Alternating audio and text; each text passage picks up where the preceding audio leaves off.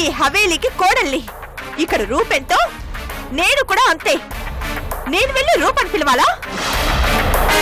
అయ్యో, మా ఉద్దేశం అది కాదండి. భర్త కనపడకుండా పారిపోయాడు, పట్టించుకోకుండా హాయిగా బ్రతికేస్తున్నారు. ఎక్కడున్నారు, ఏమైపోయారో అని కూడా అనుకోరు, ఆలోచించరు. మీలా మొండిగా బతకడం నాకు చేత కాదు.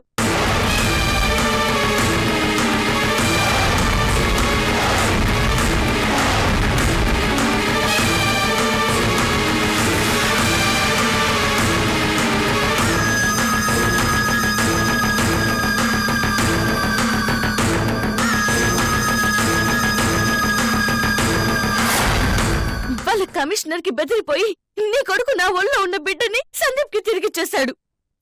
అలా ఎలా ఇచ్చేస్తావ్రా? సంజయ్ ఎలా బతుకుతుంది? ఆ బాబుని తీసుకురారా అని మీరు మీ కొడుక్కి నచ్చ చెప్పరు. ఎంతసేపు నా ఏడుపుని ఆపాలని ట్రై చేస్తారు. నేను ఏడిస్తే మీ కొడుకు ఇక్కడ బాధపడతారని ఆలోచిస్తారు తప్ప నా గురించి ఆలోచించరు. స్వార్థం.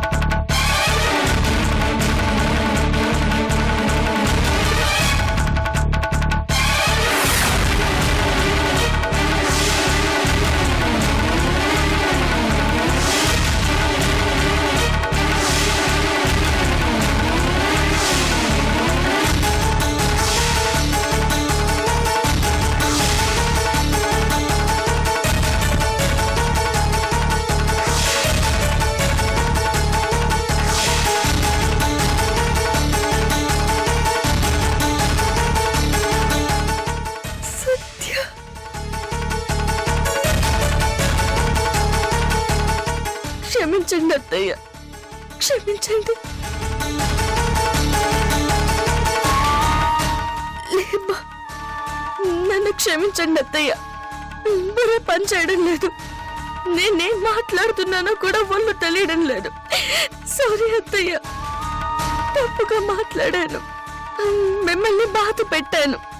నన్ను క్షమించండి అత్తయ్య, క్షమించండి.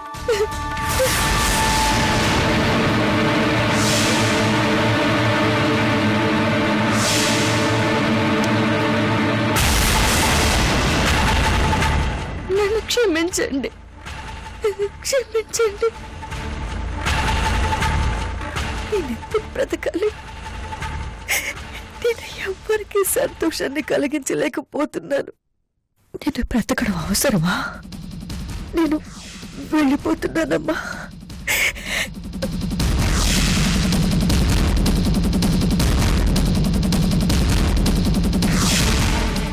నేను ఎవరికి ఉపయోగపడలేకపోయాను,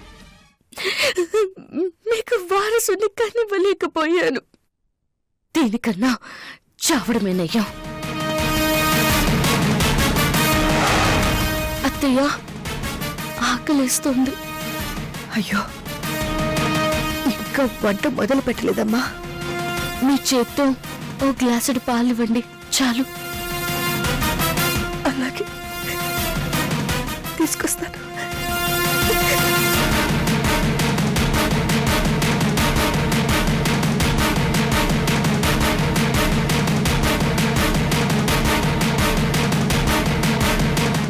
నేనందరినీ వదిలేసి వెళ్ళిపోతాను, చచ్చిపోతాను.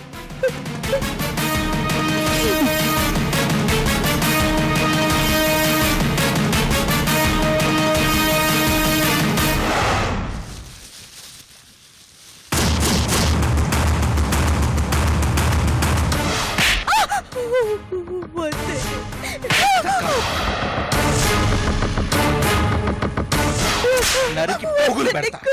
నరికి- చెయ్యనండి.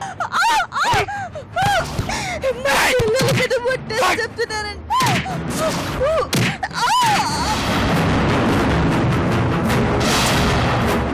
ఈ సంతకం పెట్టిన డైవర్స్ పేపర్స్ నీ కొడుకు పెళ్ళేంత వరకు నా దగ్గరే భద్రంగా జాగ్రత్తగా ఉంటాయి. ఎవరికీ చెప్పను, ఎవరికీ చూపించను. నీ మీద ఒట్టు. సంతకం చేయి.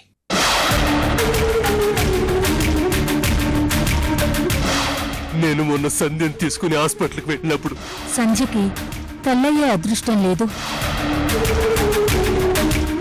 యూట్రస్ బాగా డ్యామేజ్ అయింది. మాకు చెప్పడానికి బాధగా ఉంది.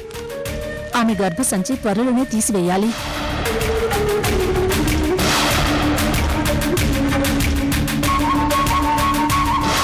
నీ అంత గుండె తెగింపు నాకు లేవత్తయ్యా. భర్త కనపడకుండా పారిపోయాడు. పట్టించుకోకుండా హాయిగా బ్రతికేస్తున్నారు. ఎక్కడున్నారు, ఏమైపోయారో అని కూడా అనుకోరు, ఆలోచించరు.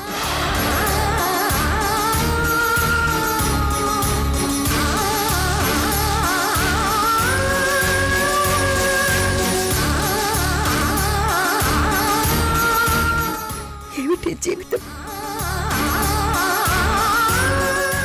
అన్ని కష్టాలేనా?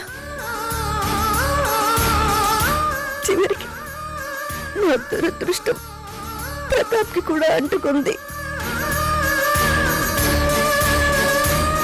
వాళ్ళ సంతోషాన్ని చూసుకుంటూ అయినా ప్రశాంతంగా బ్రతుకుదామని ఆశపడ్డాను. అది కూడా ఎండమావే అయిపోయింది. ఓపిక లేదు. వాళ్ళ కష్టాలని చూసి తట్టుకునే ఓపిక లేదు. నా వల్ల కావడం లేదు. చచ్చిపోతాను. నాకు ఈ జీవితం చాలు.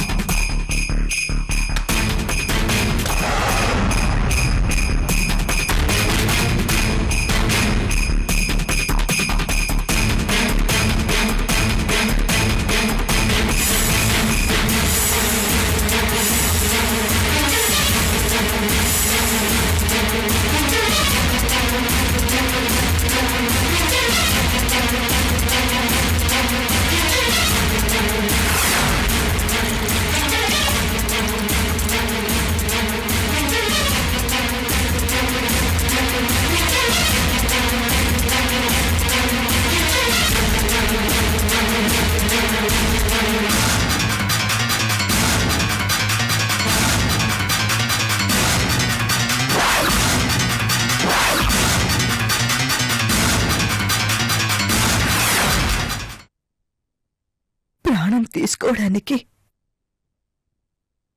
ఈ విషయం చాలు. ఎప్పుడప్పుడు అవసరం వస్తుందని భద్రంగా దాచుకున్నాను. ఇప్పటికి పనికొచ్చింది.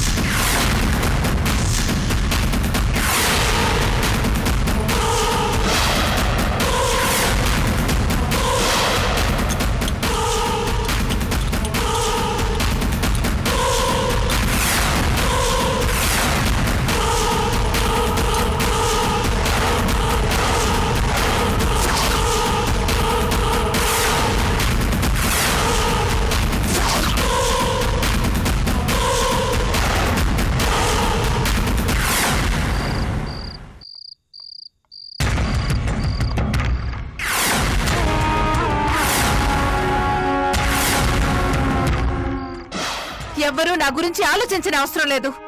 ఎవ్వరూ నా గురించి టెన్షన్ పడాల్సిన అవసరం లేదు. I can take care of my self. నా గురించి నేను చూసుకోగలను.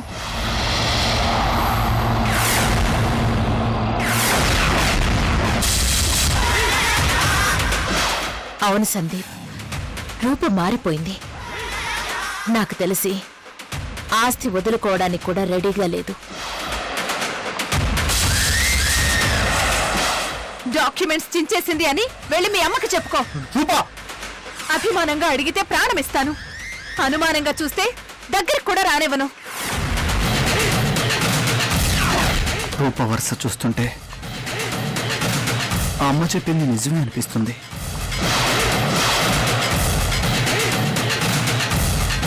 రూపలో స్వార్థం పెరిగింది, అహంకారం పెరిగింది, చివరికి నన్ను కూడా పట్టించుకోనంతగా తెగించింది. ఎక్కడి దాకా పోతుంది? ఈజీగా తీసుకోకూడదు.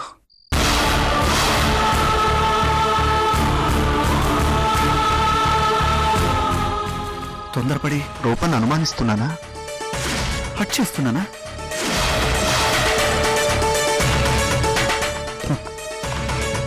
తేల్చేయాలి. ఏది నిజము ఏది అబద్ధము వెంటనే తేల్చేయాలి.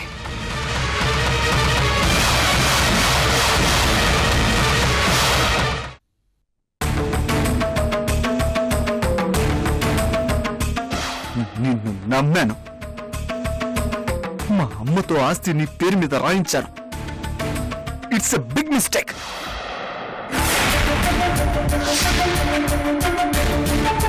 నీ మీద నమ్మకం పోయింది. నీలో స్వార్థం పెరిగింది అని అనుమానం వచ్చింది కాబట్టే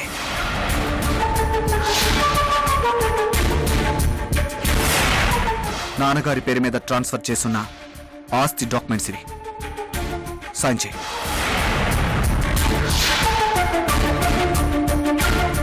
మర్యాదగా ఈ డాక్యుమెంట్స్ మీద సైన్ చేయి. ఆస్తి నీ పేరు మీద ఉండడం డేంజర్.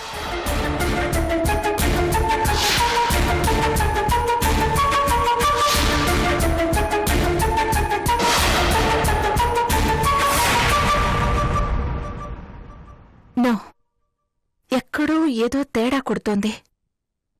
సంవత్సరం వరకు ఆగుదామని చెప్పిన సందీప్ రాజావారి పేరు మీదకి ఆస్తి ట్రాన్స్ఫర్ చేయమంటూ ప్రెషర్ చేస్తున్నాడంటే ఏదో జరుగుతోంది.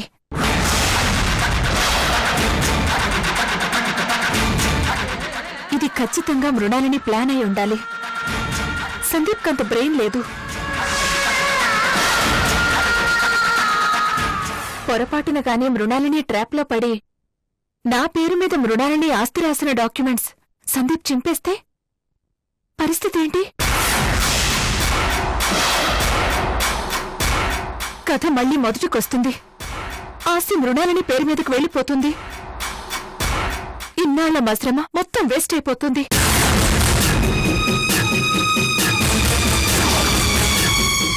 ఆ డాక్యుమెంట్స్ సందీప్ దగ్గర ఉండడం సేఫ్ కాదు.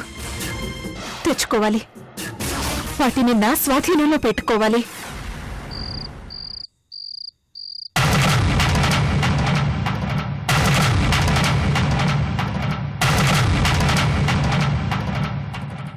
నా చావుకి బ్రతుక్కి మధ్య దూరం కేవలం నువ్వే. ఆ దూరాన్ని జరిపే శక్తి నీకే ఉంది.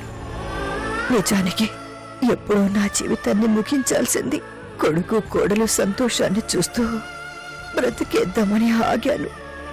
ఆ అదృష్టం కూడా లేనప్పుడు బ్రతికి లాభమే ఉంది.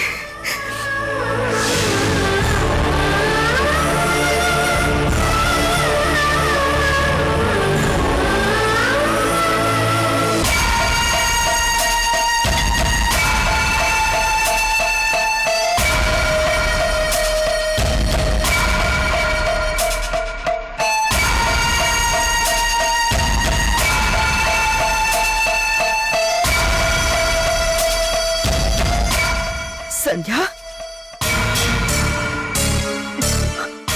అమ్మ సంధ్య, వస్తున్నానత్తయ్య.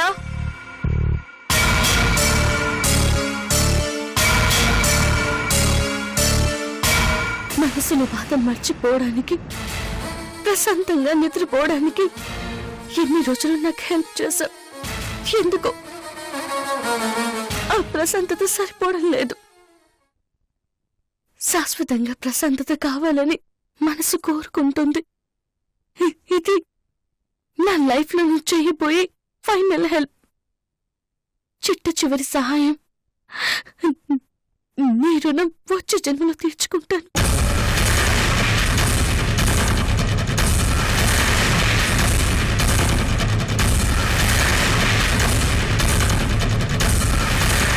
అమ్మా సంధ్య, పాలు చల్లారిపోతున్నాయి. నా జీవితమే చల్లారిపోతుంది, తెల్లారిపోతుంది.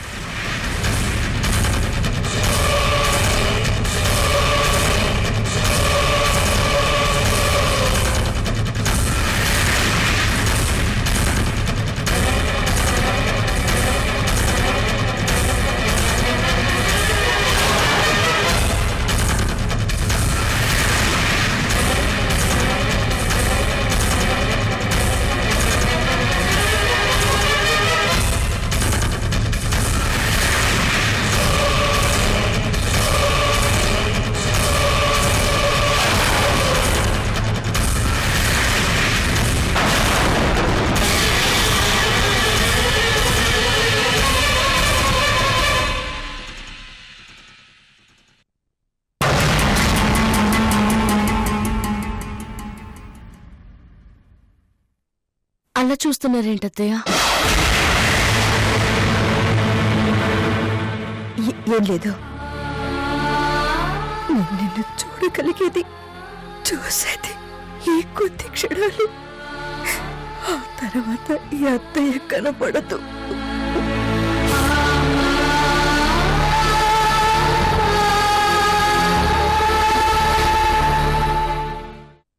నేను చూసేది, చూడగలిగేది ఇంకొద్ది క్షణాలే.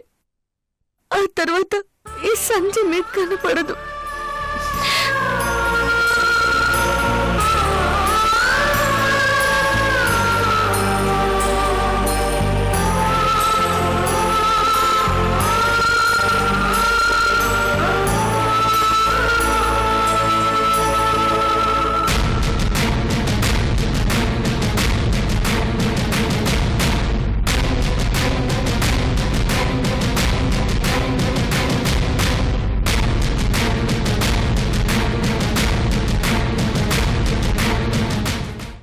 అత్తయ్య లేకపోతే ఈ స్లీపింగ్ టాబ్లెట్స్ వేసుకోవచ్చు.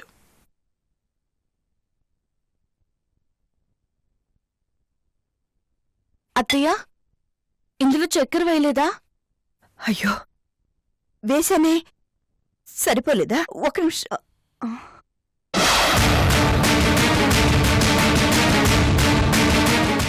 వెళ్ళదేంటి?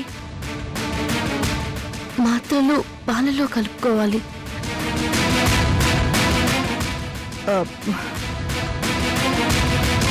వెళ్ళి ఎంత కావాలో నువ్వే వేసుకోపో.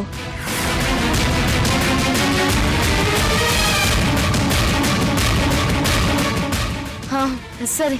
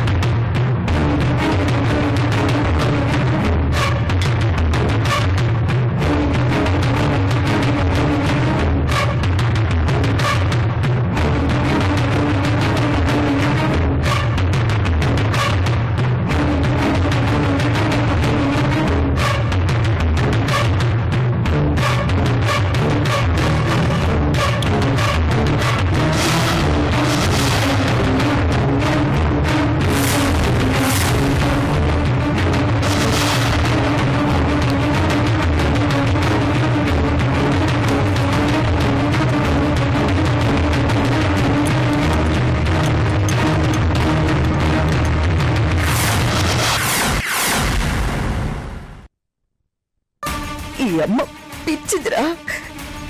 నిన్ను చాలా సార్లు బాధ పెట్టేది కదూ. అవేవి మనసులో పెట్టుకోకురా. అమ్మ ఏం చెప్తే అది వినాలి. అమ్మని బాధ పెట్టకూడదు.